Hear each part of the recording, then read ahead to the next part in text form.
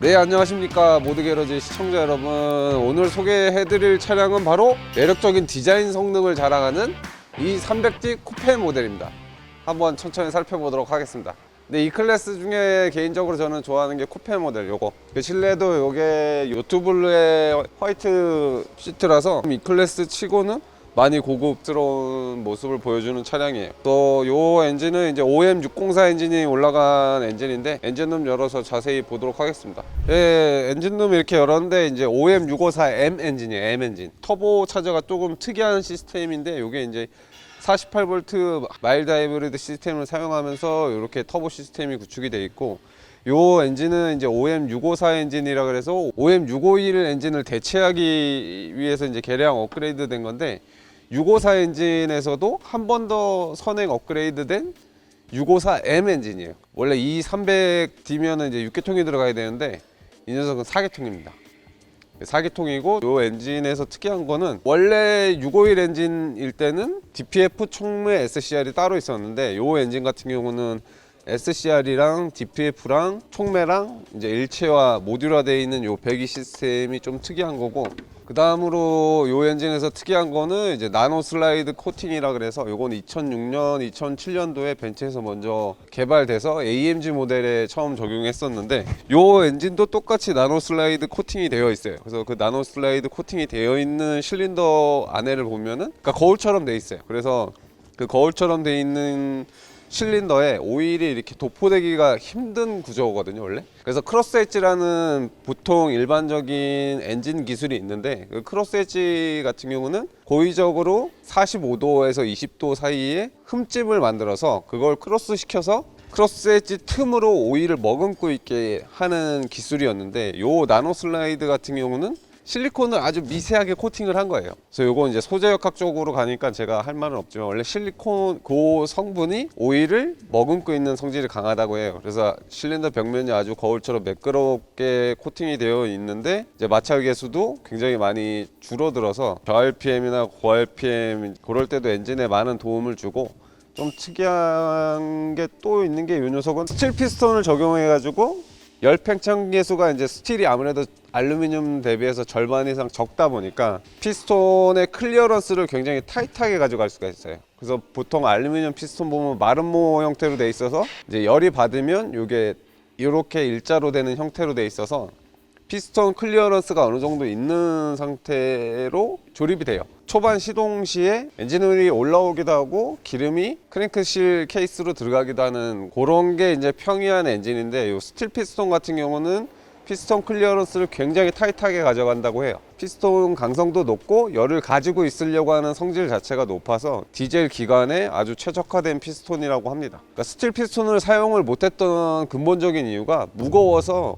회전 관성이 높은 부품에다가 특히 이제 피스톤은 위아래 상하 운동을 하는데, 피스톤의 속도가 엄청 빨라지면 그 무거운 피스톤이 무게가 계속 이제 상승하는 거죠. 저희가 이제 무거운 물건을 돌리다가 세울 수 없는 거와 마찬가지라고 생각하시면 될 것 같은데, 근데 요 스틸 피스톤을 적용하는 게 대부분 이제 대형 트럭이나 상용차 디젤들.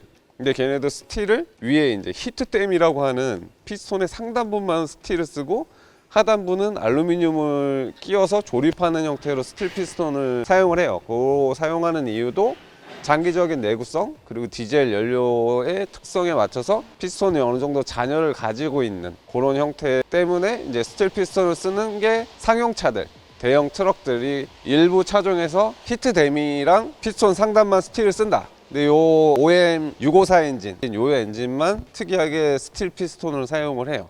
그래서 스틸 피스톤을 사용하면서 피스톤의 길이도 줄이고, 알루미늄 피스톤에서는 보강돼야 되는 부분들이 없어지다 보니까 요 스틸 피스톤이 실질적으로 알루미늄 피스톤보다 약 5% 정도 가볍다고 합니다. 그리고 M256 엔진처럼 옵셋 실린더를 사용해서 피스톤이 내려갈 때 이제 커넥팅 로드가 수직 방향에 가깝게 해서 토크 전달도 높고, 엔진이 정숙한 장점을 가지고 있는데, 거기에 이제 마일드 하이브리드 48V 시스템이 탑재되어 있어서 플라이 휠에 이제 48V 모터가 스타팅을 도와주기도 하고, 탄력 주행을 할 때 보조하기도 하고, 그리고 20마력 정도 그 녀석이 서포터를 해줘요. 그래서 얘도 NGS 보드처럼 약 20초간 추가 부스트를 사용할 수 있는 그런 영역도 있는 재미있는 녀석이에요.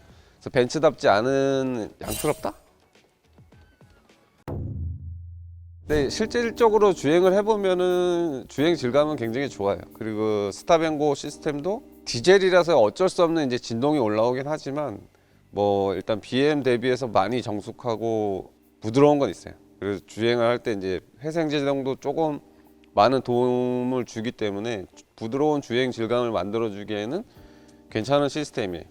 그리고 원래 이게 220D 엔진이랑 이 엔진이랑 같은데 300D가 붙으면은 이제 48V 마일드 하이브리드 시스템이 들어간다는 거, 그렇게만 이해하시면 될 것 같아요. 또 특이한 거는 얘는 반호스가 없어요. 캠 어저스트가 없습니다. 그래서 이 엔진 같은 경우는 그런 어저스트 문제는 이제 정비 문제는 해결할 수가 있다?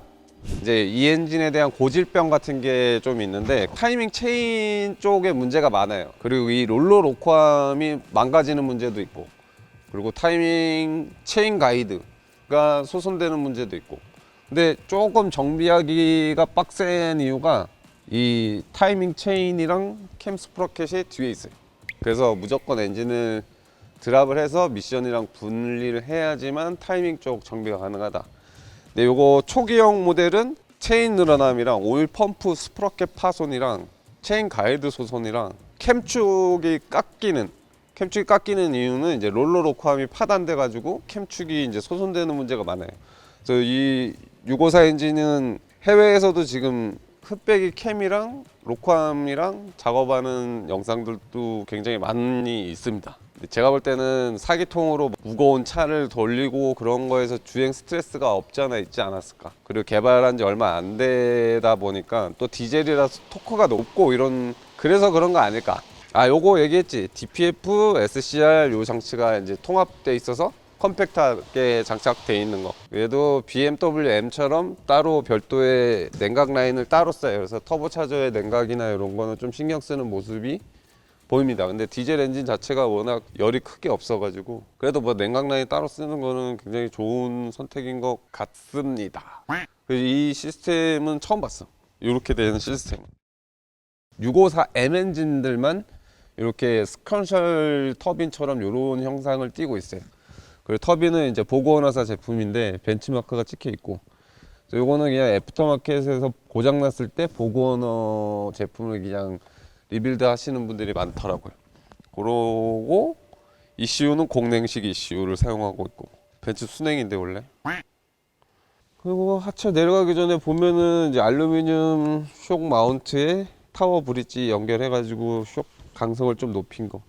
그리고 얘가 더블 비시번을 사용하다 보니까 이 쇼바 마운트가 상당히 위로 올라와 있어요. 올라와 있고 쇼바 마운트의 볼륨이 굉장히 작다. 그 벤츠는 이 앞에 이제 경량화한다고 이렇게 다 알루미늄 판넬이랑 그런 걸 사용하고 있어요.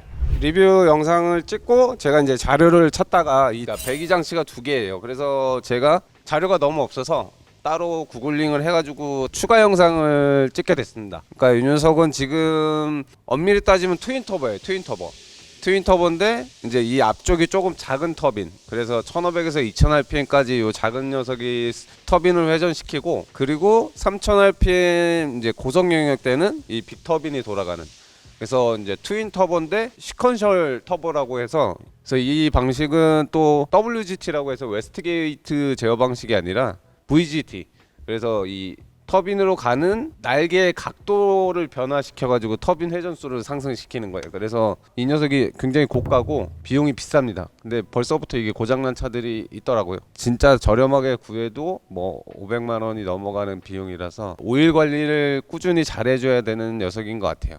이 녀석이 체인 쪽 이슈도 있고 터빈 쪽 이슈도 있는 걸로 봐서는 654 엔진 전기형도 문제가 많았는데 이 후기형도 지금 문제가 조금은 있는 것 같아요. 그래서 구매하시는 분들은 조금 유의해서 구매를 하시는 게 좋다. 그래서 터빈의 전조 증상은 일단은 매연이 나오고, 그리고 인터쿨러 호스를 뺐을 때 오일이 상당히 많이 나옵니다.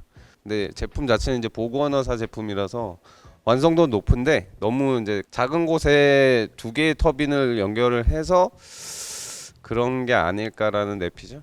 근데 요 시퀀셜 터보는 그렇게 보기 흔한 케이스는 아니에요. 그래서 이렇게 터빈이 이렇게 직렬로 연결되어 있는 거지. 배기가스가 이렇게 순환되는 거예요.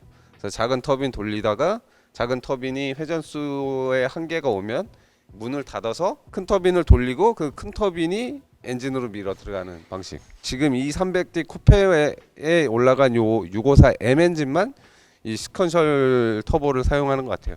그래서 굉장히 이색적인 차량이다. 근데 이 오일 인라인이라고 해서 오일을 공급하는 라인이 요렇게 두 개가 조인돼 있어. 그래서 웜업이 되면은 터빈 쪽 윤활도 같이 되는 거고, 냉각 라인도 이렇게 별도로 따로 되어 있는데 주입되는 곳이 한 군데. 그래서 뭐 예열 후열을 그렇게 엄청나게 신경 쓸 필요는 없다. 그리고 여기에 아주 거대한 DPF랑 SCR 장치가 있기 때문에 예열 시간이 이 엔진이 굉장히 짧아요. 굉장히 짧다. 그래서 그런 이색적인 엔진이다. 이렇게 추가 영상 끝. 이제 하체로 왔는데, 하체에서 보면은 제일 엔진 앞쪽에 있는 게 이제 RMDPS고, RMDPS는 작아졌어요. 옛날 RMDPS 대비해서 좀 작아진 게 좀 이색적이고, 그 얘가 48V 마일드 하이브리드 시스템을 사용하니까 이 에어컨 컴프레셔, 그래서 에어컨을 가동하는 게 48V 시스템이에요. 그래서 에어컨을 켜고 끄고 할 때 이제 진동 억제나 이런 게 확실히 이런 하이브리드 시스템이 유리하다. 하체는 알루미늄을 사용해 가지고 이제 부식에도 강한 대응을 보일 수 있고, 강성도 높게 만들어져서 이 클래스만 타더라도 이제 주행 질감이 괜찮아요. C 클래스보다는 낫죠. 바퀴도 안 흔들리고. 이건 너무한 거 아니냐고? 저 위에 보면 WC1, 역시나 WC1 형태로 되어져 있고, 그 쇼바가 굉장히 가는 게 좀 이색적이에요. 이 엄지손가락보다 살짝 큰 정도? 경량화되어 있다라기보다 작다. 카트리지가 굉장히 작고, 너클도 이제 알루미늄으로 굉장히 큰 볼륨으로 잡고 있어서 승차감이 굉장히 괜찮아요. 그러니까 강성이 올라가면 주행 질감이 괜찮아요. 그리고 피스톤도 이제 4피스톤 캘리퍼 사용하면서 제동력도 괜찮은 면모를 보여주고 있습니다. BMW 1P와는 이제 근본적으로 다른 320D 1P, 5 시리즈 1P.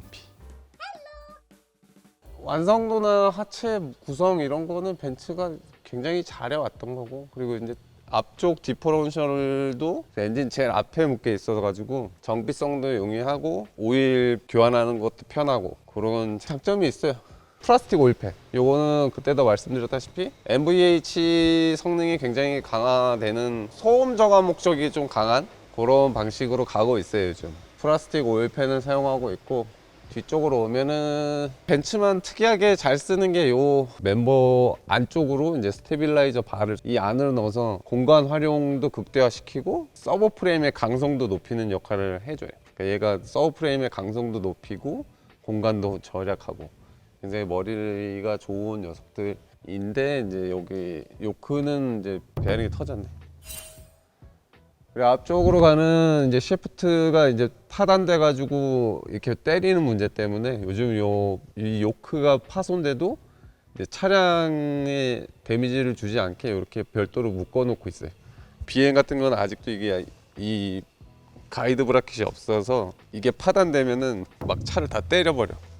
차를 다 때려가지고 엔진 빵꾸 나고 막 이런 차도 있는데, 벤츠는 기본적으로 요런 게 좀 알고 보면 되게 멋있게 잘 해놨어. 다운파이프도 뭐 4기통 치고는 엄청나게 크게 쓰고 있고, 다운파이프가 이 정도 돼야 돼. 앞에 이제 DPF랑 촉매랑 SCR이 다 뭉쳐 있기 때문에 뒤쪽에서라도 최대한 배합을 빨리 빼주는 게 배기 효율을 조금이라도 높일 수 있는 요인 중에 하나입니다. 여기 단열 커버 돼 있고, 여기는 방음용 커버가 되어 있고, 이런 것도 잘 돼 있는 것 같아요. 그 뒤에 오면은 여기가 이제 엔진이 끝난 거예요. 여기부터가 미션인데, 여기 앞쪽 구간이 이제 스타팅도 해주고, 그러니까 보통은 BM 마일드 하이브리드 시스템 이제 ZF 거 여기에 이제 요 플라이 휠이랑 토크 컨버터 사이에 아주 거대한 모터가 들어가는데, 거대한 모터가 들어가도 이제 비상용 스타트가 따로 있어요. 벤츠 마일드 하이브리드 시스템 요 654M 엔진 같은 경우는 스타트 모터 자체가 없어요. 그러니까 스타트 모터 자체가 여기에 붙어 있는 거예요. 여기 이 토크 컨버터랑 플라이휠 사이에.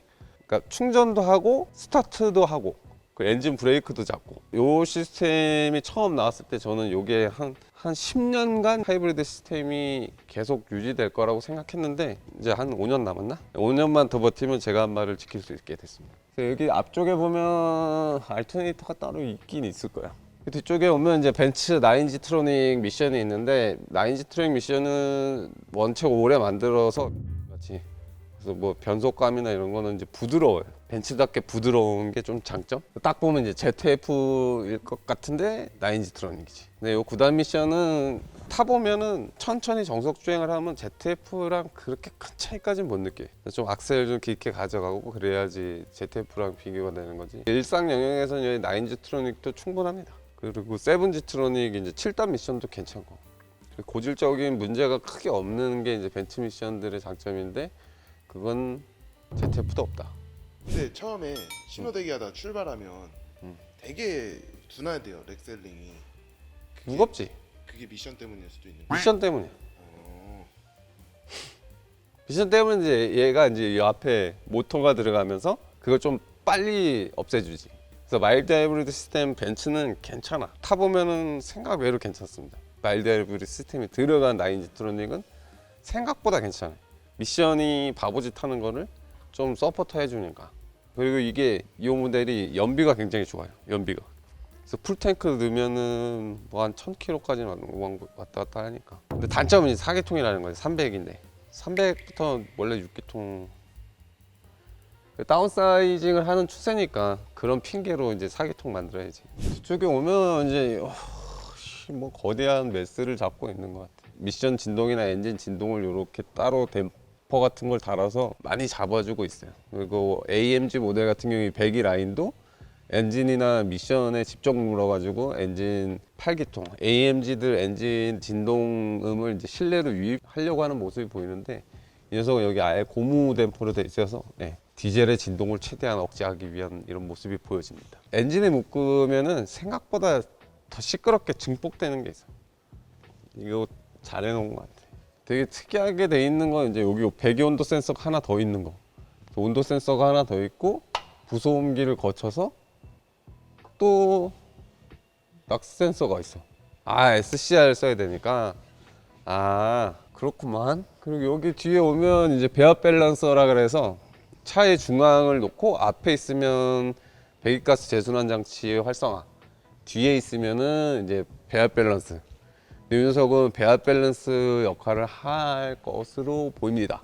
뒤에 오면은 제일 먼저 보이는 건 이제 디퍼런셜. 디퍼런셜은 알루미늄 케이스로 되어 있고 별도의 모터나 이런 게 없어서 그냥 오픈 디퍼런셜이라고 보면 될 것 같아요. 이 클래스 가지고 뭐 스포츠 그런 게 아니니까 뭐 여기 AMG 모델에 들어가면 디퍼런셜 제어가 따로 들어가겠죠. 요 쿠페 모델은 그거까지는 안 들어가 있는 것 같아요. 뒤에 드라이브 샤프트도 굉장히 길어가지고 토크 스티어가 약간 있을 수 있을 것 같은데. 얘도 이제 운전자의 성향이 보이죠. 이제 리테이너로 이렇게 누유가 있다는 거는 진짜로 가격하게 쏘고 다닌다. 근데 요즘 드레인 볼트가 없어요. 요즘 신형 BM들 보면은 디퍼런셜 드레인 볼트가 없는데 요 벤츠는 드레인 그리고 필, G 플러그 따로 이렇게 이런 거는 잘 해놓은 것 같아요. 역시 벤츠는 벤츠다. 그리고 좀 특이한 건 뒤쪽 멤버의 볼륨이 굉장히 크다. 졸라 크다. 이렇게 크게 만들어도 되나? 그러니까 멤버의 시작이 여기야, 여기부터 시작해서 여기까지. 전기형 이제 S클래스는 이 멤버의 크랙이 문제가 됐었는데 벌써 크랙 같네. 1년 됐는데 크랙 같네. 찢어졌네. 양쪽 다 찢었어. S클래스에서 문제가 됐었던 부분인데 이 녀석도 문제가 됐어요. 지금 이거 1년 된 차인데 찢어졌습니다. 뭐 워러티 받으면 되지 뭐. 그리고 이 캠버를 조절하는 게 되게 아날로그네. 볼트를 풀어서 그냥 암을 이렇게 밀어서 넣는 방식이에요. 근데 이런 건 하체 충격이 세게 오면은 그냥 아무리 볼트를 세게 조여도 밀려버려요. 그래서 그렇게 좋은 방식은 아니에요. 실내 보면 이제 요트블루의 이제 화이트 시트 컬러의 시트라서 상당히 실내는 고급스럽다. 고급스럽고 이쁘게 잘 돼 있어요. 그리고 요즘 유행하는 이제 잠자리 핸들 아주 이쁜 녀석입니다. 뒷좌석은 거의 뒤에는 뭐 사람이 탈 수는 없을 것 같아요. 뭐 지금까지 이 300D 차량을 함께 살펴봤는데 이 차는 계속 있을 거라서 뭐 추가로 궁금하신 거 있으시면 댓글 남겨주시면 저 차주 내 머리 빡빡이는 여기에 계속 있을 예정이니까 추가적인 이제 소중한 의견이나 궁금한 내용을 댓글로 남겨주시면 콘텐츠 제작에 큰 힘이 됩니다. 모두게러지 앞으로도 더 다양하고 재미있는 콘텐츠로 여러분 찾아뵙겠습니다. 언제나 함께 해주셔서 감사합니다. 다음 영상에 또 만나 뵙도록 하겠습니다. 감사합니다. 동력 낙하산 이런 거 없고 뭐. 근데 요거는 진짜 짜치는 거지. 뭐. 수도꼭지 머플러 2개. 근데 여기 또 가짜로 여기 이미테이션 팁이 있어 또. 근데 이게 벤츠가 하기에는 좀 중국스럽지 않나. 이게 뭐야 이거? 과장님 하나만 더. 어. 이거 휠이 이번에 새로 이렇게 바뀌었대요. 병신 같은데?